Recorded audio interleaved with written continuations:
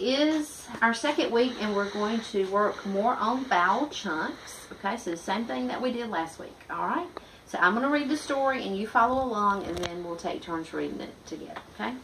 A frail little slave girl was sold to the Wheatley family. They named her Phyllis after the slave ship that had brought her to Boston. Slaves were not allowed to go to school. The Wheatleys taught Phyllis to read and write. She learned very quickly. As a teenager, Phyllis Wheatley began writing poems. She was the first African-American poet to have her poems printed. All right, who wants to start? Okay, you start. You read one sentence, and then Stephen take turns. A frail slave girl was sold to the Wheatley family. They named her Phyllis after the slave ship had brought her to Boston. Slaves were not allowed to go to school. The Wheatleys taught Phyllis to read and write. She learned very quickly. As a teenager, Phyllis Wheatley began writing poems. She was the first African-American poet to have her poems printed. All right, we're going to find the vowel chunks, and then remember what are vowels. Just give me one each. We'll start with you, Stephen. A. A-I. Not the chunk, just the vowel. O. O. E. E. I. O. O. Sometimes W. Yeah. Y. Sometimes Y. Did we say? U. Okay, Yeah, you. That's the one I was thinking. Okay. All right. So, and then you gave me an example of a vowel chunk, which is AI, and a vowel chunk is just two vowels together that make one sound, right? So let's find some vowel chunks, and you can take turns with your pencil. Will be fine. Tell us what you found. Frail is A-I. That's right. Good.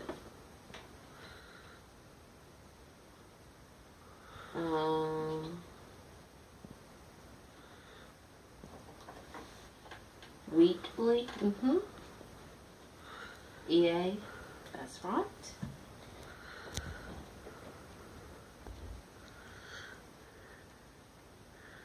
They, E-Y. Okay, now let's go back to Wheatley because there's one more in that one that has just a Oh. Should I say it? Let Stephen through it. EY. That's right. Very good. Because it says E, right? You don't really hear the Y, you just hear E.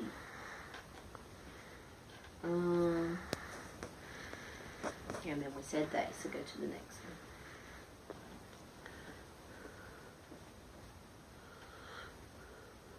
Brought, O-U, correct, that's right.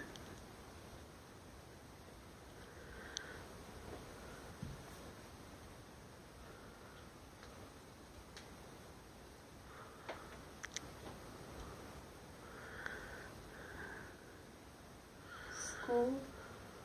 That is one. O-O. Wheatley's EA. Again, that's right. Why don't we go ahead and mark all the Wheatleys? That'll save us a little time because we know it's the same word, right?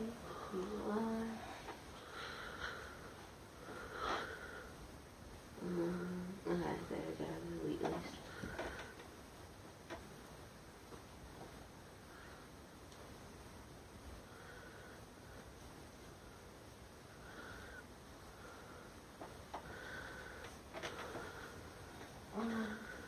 And you can stop it. We're just marking the vowel chunks, and then they are going to use the next sheet to do some copy work. So we're just going to continue marking our vowel chunks and do copy work. Okay, this is week 2, and we're going to do day 2, and we're doing this exact same thing. We are going to find our vowel chunks, read our story, and you're going to copy the story as well. And I wanted to share with you the philosophy behind the spelling program. There's a quote in the Spelling UC program that says, "Those who set out to remember every letter of every word will never make it. Those who try to spell by sound alone will be defeated. Those who learn how to walk through words with sensible expectations, noting the sound, the pattern, and the meaning relationships, will know what to remember, and they will learn to spell English." So that's why we're doing a lot of the same things, the repetition of our lessons. All right, I'm going to read it first. You follow along with me, and then you'll take turns, okay? A frail little slave girl was sold to the Wheatley family. They named her Phyllis after the slave ship that had brought her to Boston. Slaves were not allowed to go to school. The Wheatleys taught Phyllis to read and write. She learned very quickly as a teenager. She learned very quickly. As a teenager, Phyllis Wheatley began writing poems. She was the first African-American poet to have her poems printed. Okay? Who wants to start us? The opposite's fine. I don't remember who did it. I think I did. Okay. You want to go first? Sure. A frail little slave girl was sold to the Wheatley family. They named her Phyllis after the slave ship that had brought her to Boston. Slaves were not allowed to go to school. The Wheatleys taught Phyllis to read and write. She learned very quickly. As a teenager, Phyllis Wheatley began writing poems. She was the first African-American poet to have her poems printed. All right. So now you're going to take your pencil and find your vowel chunks the same way you did yesterday. This time you're going to do it on your own, okay, and take turns. And then while he's finding the chunks, you can go ahead and copy it. And that is day 2 of Spelling You See. Okay, we are going to go ahead to our dictation part today. And so remember, it's not a test. I'll help you with punctuation, capitalization. I'll help you when you have a difficulty with the word. We're just going to do the best we can and do with what you know, okay? All right, we're going to read it first, like we've been doing. You read a sentence, I read a sentence? Sure. A frail little slave girl was sold to the Wheatley family. They named her Phyllis after the slave ship that had brought her to Boston. Slaves were not allowed to go to school. The Wheatleys taught Phyllis to read and write. She learned very quickly. As a teenager, Phyllis Wheatley began writing poems. She was the first African-American poet to have her poems printed. Okay, so on the back side, you have your dictation sheet, and we're going to set our timer for 10 minutes and see what we can get done.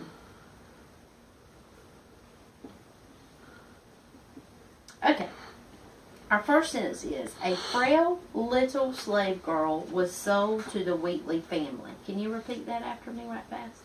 A frail little slave girl was sold to the Wheatley family. Okay. Now, so there's really no special punctuation there. We're just, very good. Just continue to write what you know. A frail little slave girl.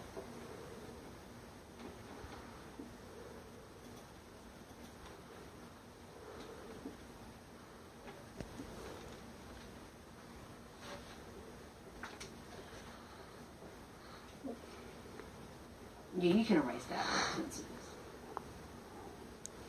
is. Was sold to the Wheatley family.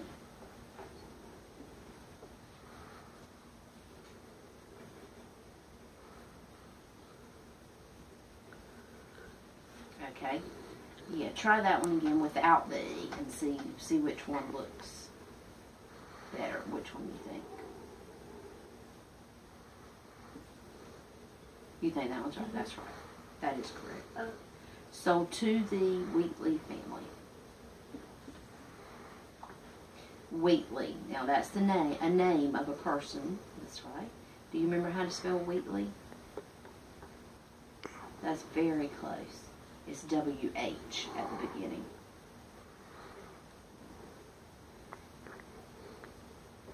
Mm-hmm. And then L-E. Okay, very good. You knew it. Wheatley family.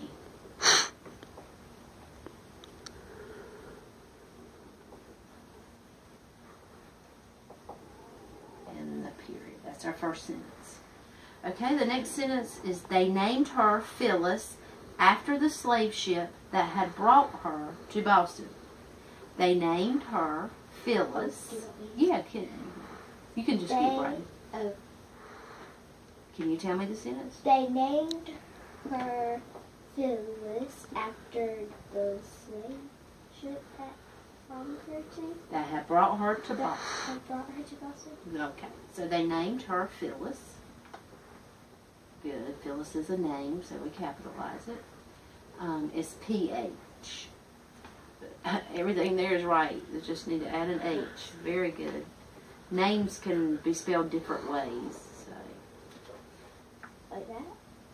It's I-S. I'm sorry. I thought you had an I then. You can just change that to an I.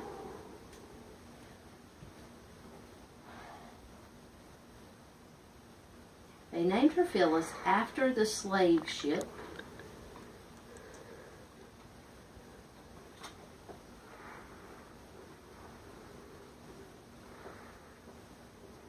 that had brought her to Boston.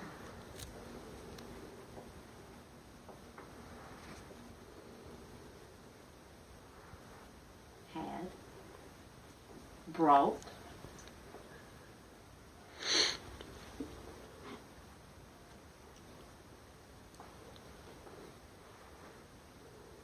You can stop it. Okay, so what we'll do now is we'll go through and we will count up the correct amount of spelling words and we will put them on the sheet. And this is the number we came up with. So, if you wanted to do another day of dictation, you have that available in your lesson plans. It counts for 2 days of dictation.